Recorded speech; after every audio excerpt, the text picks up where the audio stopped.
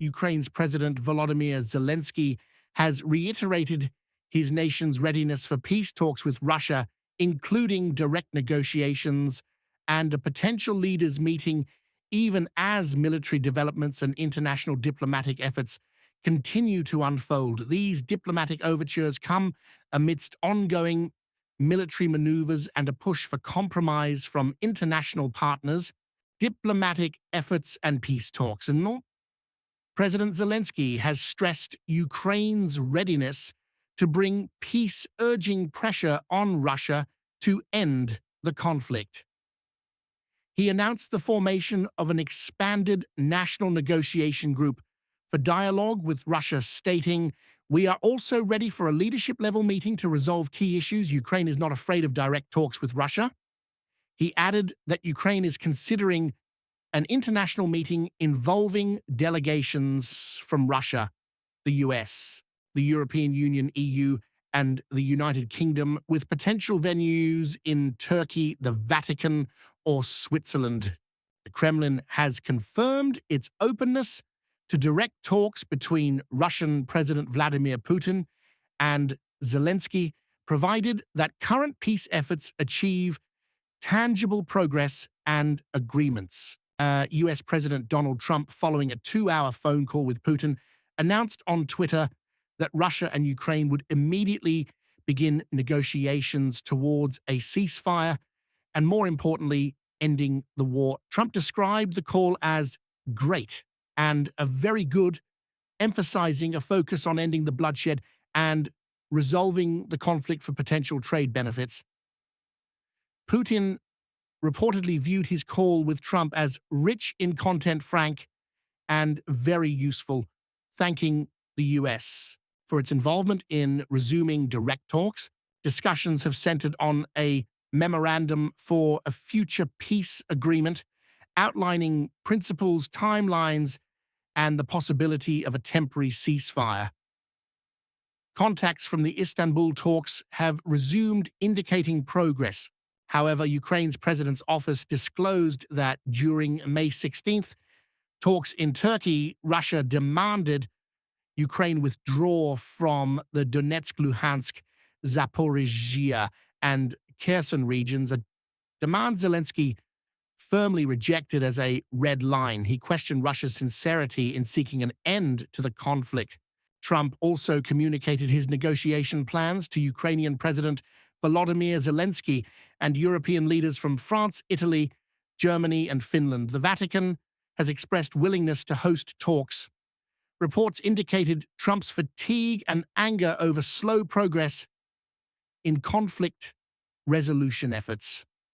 Prior to his call with Putin, Trump stated the call's topic would be to end the bloodshed that is killing on average over 5,000 Russian and Ukrainian soldiers a week, and to discuss trade. The UK Prime Minister's office confirmed that EU allies had urged Trump to increase pressure on Russia before his call with Putin.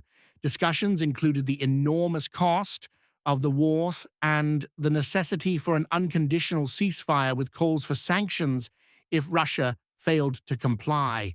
Experts note a difference in negotiation strategies. Russia favors a bottom-up approach where lower-level specialists handle technical details before high-level decisions, while the US prefers a top-down approach, with leaders agreeing on a broad framework first. Putin notably did not attend the Istanbul talks at a high level, sending a lower-level delegation instead. Putin maintains that Russia's core objective is to achieve lasting peace by eliminating the root causes of the crisis and ensuring Russia's security, stating Russia has sufficient forces to achieve its goals. Direct talks between Russia and Ukraine in Istanbul on May the 16th marked the first such meeting in over 3 years.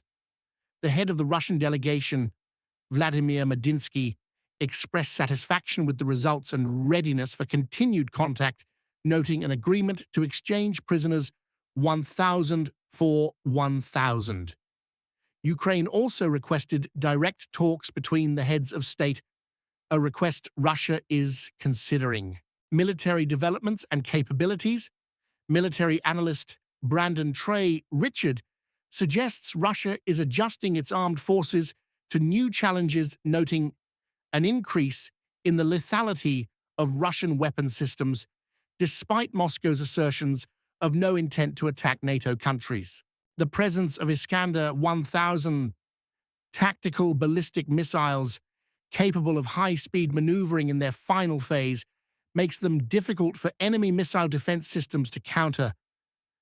Richard highlighted that these systems are very impressive and that NATO countries must swiftly implement countermeasures.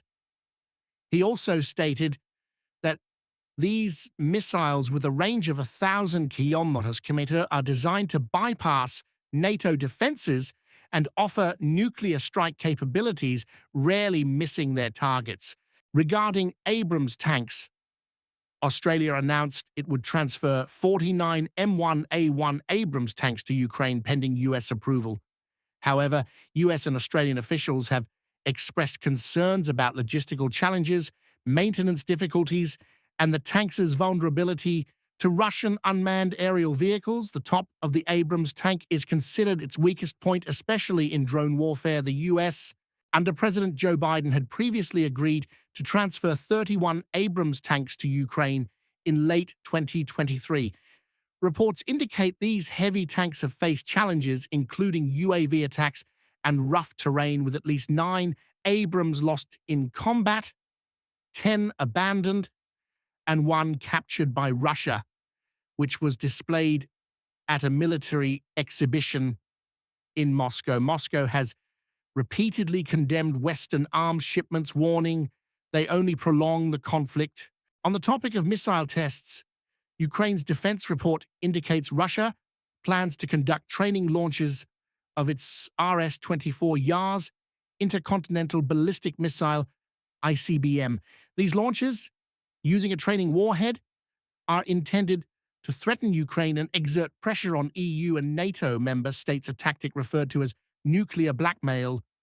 The launches are ordered from a mobile ground system of Russia's strategic missile forces near Suvarovo-Sverdlovsk Oblast. The 3-stage solid propellant missile has a range exceeding 10,000 kilometers.